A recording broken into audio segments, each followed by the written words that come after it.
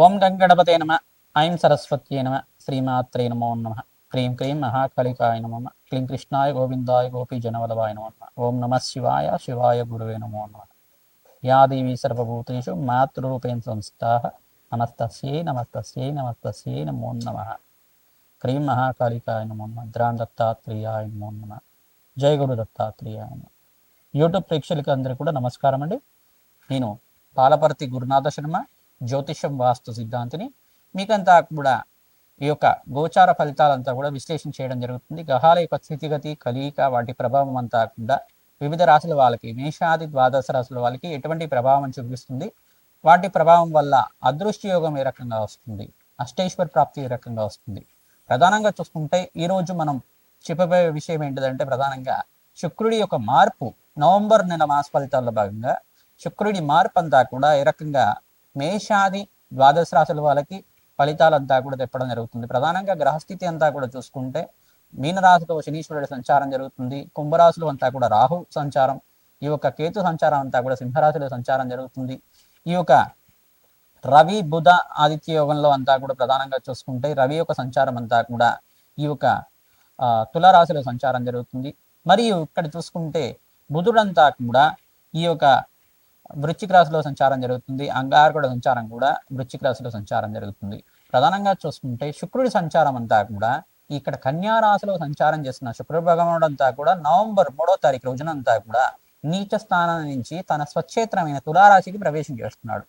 తన స్వచ్ఛేత్రమైన తులారాశిలో ప్రవేశం చేసిన శుక్ర భగవానుడు అంతా కూడా రవితో పాటు, అంటే సూర్య భగవానుడితో పాటు కలయికతో ఉంటాడన్నమాట. 18వ తారీఖు దాకా జరుగుతుంది ఈ యొక్క గ్రహ గోచారం అంతా కూడా. ఈ యొక్క ఫలితాలంతా కూడా చూసుకుంటే శుక్ర భగవానుడు ప్రధానంగా నీచ స్థానం నుంచి బయటపడి తన స్వంత ఇల్లైన తులారాశిలో ప్రవేశం చేయడం వల్ల అఖండమైన అష్టేశ్వర ప్రాప్తి కలగడానికి ఆస్కారం ఉంటుంది. మేషాది ద్వాదశ రాశుల వాళ్ళకి వాళ్ళ జాతకరీత్యా గ్రహబలం ఏ రకంగా ఉన్నప్పటికీ కూడా గోచార రీత్యా ఒక గ్రహ యొక్క స్థితిగతి వల్ల వాళ్ళకంతా కూడా వ్యాపారంలో మార్పులు జరగడానికి కానీ, అదృష్ట యోగం కలిసి రావడానికి కానీ, ఆకస్మిక ధనాభం సిద్ధించడానికి కానీ ప్రధానంగా శుక్రుడి యొక్క గోచార ఫలితాలంతా కూడా విశేషంగా చెప్పడం జరుగుతుంది.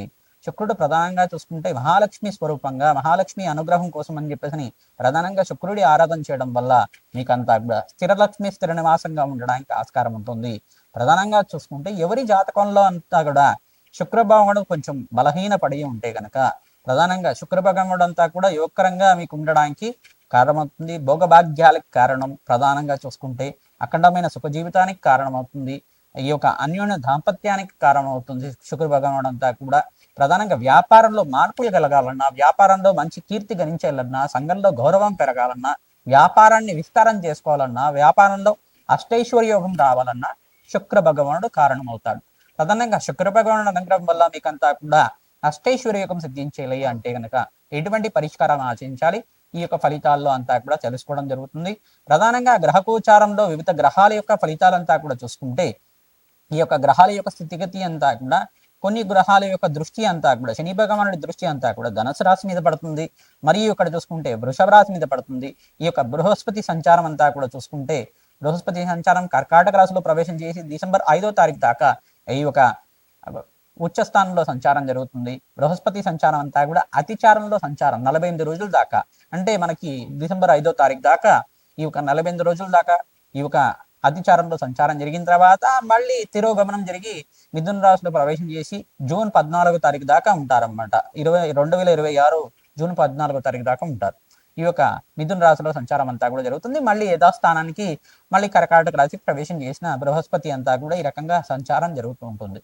ప్రధానంగా చూసుకుంటే ఈ రోజున మనం చెప్పుకోబోయే విషయం అంతా కూడా శుక్ర భగవానుడు మార్పు అంతా కూడా తులారాశిలో ప్రవేశం చేయడం వల్ల ఎటువంటి శుభ కార్యక్రమాలు జరుగుతాయి, ఈ యొక్క అష్టైశ్వర్య యోగం సిద్ధిస్తుందా, వ్యాపారంలో ఎటువంటి మార్పులు జరుగుతాయి, వ్యాపారంలో అంతా కానీ, ఉద్యోగంలో కానీ, వివిధ వ్యాపారంలో కానీ, కుటుంబ సమస్యల్లో ఉన్న వాళ్ళైనా కానీ ప్రధానంగా ఎటువంటి పరిష్కారాలు ఆచరించాలి, మేషాది ద్వాదశ రాశుల వాళ్ళకి అష్టైశ్వర్య యోగం సిద్ధించాలి, అదృష్ట యోగం కలిసి రావాలి, రాజ్యయోగం కలిసి రావాలి అంటే కనుక శుక్ర భగవానుడికి ఎటువంటి పరిహారం చేసుకోవాలి, నవంబర్ నెల మాస ఫలితాల్లో భాగంగా చెప్పుకోవడం జరుగుతుంది. ప్రధానంగా నవంబర్ నెల మనకంతా కూడా కార్తీక మాసానికి నవంబర్ 20 దాకా అంతా కూడా కార్తీక మాసం చాలా శ్రేష్టమైన మాసంగా చెప్పడం జరుగుతుంది. మాసాల్లో కల్లా ఉత్తమమైన మాసం, శ్రేష్టమైన మాసం అని చెప్పడం జరుగుతుంది. ప్రధానంగా శివకేశుల యొక్క ఆరాధన చాలా శ్రేష్టమైంది. ప్రధానంగా ఎవరైతే కనుక శివపార్వతుల ఆరాధన విశేషంగా చేసుకుంటుంటారు, పరమేశ్వరుడికంతా ప్రీతికరంగా అభిషేక హోమాది కార్యక్రమాలు చేసుకోవడం, ప్రధానంగా చూసుకుంటే నారికెల జలంతో కానీ, శుద్ధోదకంతో, గంగా జలంతో కానీ, భస్మోదకంతో కానీ ఎవరైతే అభిషేకం చేసుకుంటారో అష్టైశ్వర్య యోగం సిద్ధిస్తుంది. ప్రధానంగా మారేడు దళాలతోటి ఈ యొక్క లక్షపత్రి పూజ అనేది కార్యక్రమం అంతా కూడా దేవాలయ ప్రాంగణంలో చేస్తూ ఉంటారు. అటువంటి దివ్యమైన కార్యక్రమం అంతా కూడా పుణ్య కార్యక్రమాన్ని ఆచరించడం వల్ల అదృష్ట యోగం కలిసి వస్తుంది. మహాలక్ష్మి ప్రీతికరంగా మారేడు దళాలతోటి, తులసి దళాలతోటి అర్చన విధానం చేయించుకోవడం వల్ల నిత్యమంతా కూడా మహాలక్ష్మి దేవికి అంతా కూడా స్త్రీ సూక్త విధానంగా యజ్ఞాధికృతులు ఆచరించడం వల్ల, లక్ష్మీ కుబేర శాంతి హోమాది కార్యక్రమాలు చేయడం వల్ల అదృష్ట యోగం కలిసి వస్తుంది. ప్రధానంగా గోమాత సేవ ఎవరైతే నిత్యమంతా కూడా చేసుకుంటూ ఉంటారో మీకంతా కూడా ఆకస్మిక ధన లాభం, ధనయోగం సిద్ధించడానికి ఆస్కారం ఉంటుంది.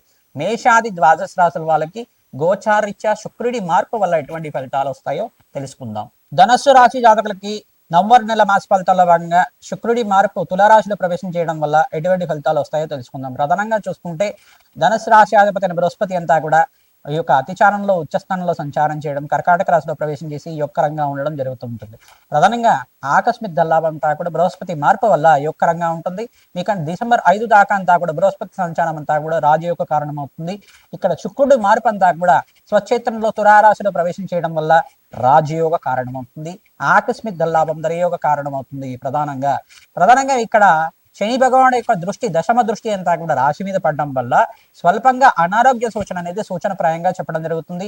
ఈ యొక్క ప్రయాణాలు చేసేటప్పుడు, వాహనాలు నడిపేటప్పుడు మీరంతా కూడా తగు జాగ్రత్తగా అంతా కూడా అప్రమత్తంగా ఉండడం వల్ల ప్రయాణికులు అంతా కూడా ప్రయాణం చేసేటప్పుడు సాఫీగా ఆ యొక్క ప్రయాణం గమ్యం అంతా కూడా ప్రశాంతంగా చేరడం జరుగుతుంది. దూర ప్రయాణాలు చేసేటప్పుడు తగు జాగ్రత్తలు పాటించాలి, తస్మాత్ జాగ్రత్తగా ఉండాలి.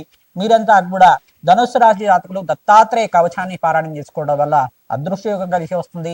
నవంబర్ నెలలో ఈ యొక్క కార్తీక మాసంలో మరియు మార్గశీర్ష మాసంలో అంతా కూడా మీరు ప్రతినిత్యం కూడా పరమేశ్వరుడు ప్రీతికరంగా చెరుకు రసంతో, నారికేల జలంతో, ద్రాక్ష రసంతో అభిషేకం చేయించుకోవడం వల్ల అన్నాభిషేకం, ఏకాదశ రుద్రాభిషేకం, ఈ యొక్క మహాన్యాసపూర్వక రుద్రాభిషేకం అంతా కూడా ఆచరించడం వల్ల అదృష్టయోగం కలిసి వస్తుంది.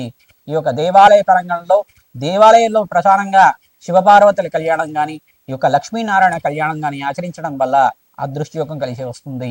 రాజశ్యామల యజ్ఞాధికృతులు ఆచరించడం వల్ల మాసాంతంలో మీకంతా కూడా విపరీత లాభాలు గణించడానికి, వ్యాపారంలో మార్పులు గడడానికి అంతా కూడా ఇక్కడ శుక్రుడి మార్పు, బృహస్పతి మార్పు మరియు అంగారకుడి మార్పు అంతా కూడా మీకు లాభసాటిగా ఉంటుంది. అదృష్టయోగం కలిసి వస్తుంది. పంచమాధిపతి అంతా కూడా ఇక్కడ చూసుకుంటే వృశ్చిక రాశిలో అంతా కూడా సంచారం చేయడం యొక్కరంగా ఉంటుంది.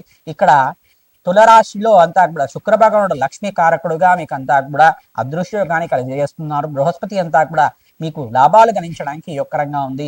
ఇక్కడ అదృష్టయోగం అష్టమ స్థానం అంతా కూడా ఆకస్మిక దల్లాభానికి కారణమవుతుంది. ఇక శని భగవానుడు యొక్క దృష్టి అంతా కూడా ఉంది కావున విపరీతంగా ఖర్చు కూడా పెరుగుతూ ఉంటాయి. శుభ కార్యక్రమాల్లో పాల్గొనడం, శుభ కార్యక్రమాల కోసం వివాహాది శుభ కార్యక్రమాలు కానీ, గృహయోగం కోసమైనా కానీ, గృహం కోసం లోన్ తీసుకోవడం కానీ, ఇవన్నీ కూడా ఖర్చులు పెరగడానికి ఆస్కారం ఉంటుంది. గృహయోగం కోసం అంతా కూడా మీరు ప్రయత్నాలు మొదలు పెట్టుకోవచ్చు. భూ సంపదలు కానీ, గృహయోగం కానీ సిద్ధించడానికి ఆస్కారం ఉంటుంది. కార్తీక మాసంలో దీపదానం చేయడం, శాలిగ్రామ దానం చేయడం, గోమాతకంతా కూడా ఈ యొక్క సేవ చేసుకోవడం వల్ల, ప్రతినిత్యం కూడా గోమాత పూజని ఆచరించడం వల్ల అదృష్టయోగం కలిసి వస్తుంది. స్త్రీలకు విశేషంగా మాసాంతంలో అదృష్టయోగం కలిసి వస్తుంది. ఈ యొక్క కార్తీక మాసంలో విశేష పుణ్యయోగం అంతా కూడా స్త్రీలకి చెప్పడం జరుగుతుంది. ఎవరైతే కనుక రావి చెట్టు దగ్గర ఆవునేతో దీపారాధన ప్రతినిత్యం కూడా చేస్తూ ఉంటారో అఖండమైన దీర్ఘ సుమంగళి యోగం సిద్ధిస్తుంది. అష్టేశ్వర ప్రాప్తి కలుగుతుంది. ఆకస్మిక ధన లాభం, ధనయోగం సిద్ధించడానికి ఆస్కారం ఉంటుంది. ఇక్కడంతా కూడా కార్తీక పురాణం అంతా కూడా ప్రవచనం లాగా వింటూ ఉండాలి. కార్తీక పురాణంలో చెప్పిన విధానంగా ఆ కథలంతా కూడా చదువుకోవడం వల్ల మీకంతా కూడా అదృష్టయోగం కలిసి వస్తుంది. శివపార్వతుల కళ్యాణం ఆచరించడం వల్ల మీకంతా కూడా వివాహాది శుభకార్యాలంతా కూడా జరగడానికి ఆస్కారం ఉంటుంది.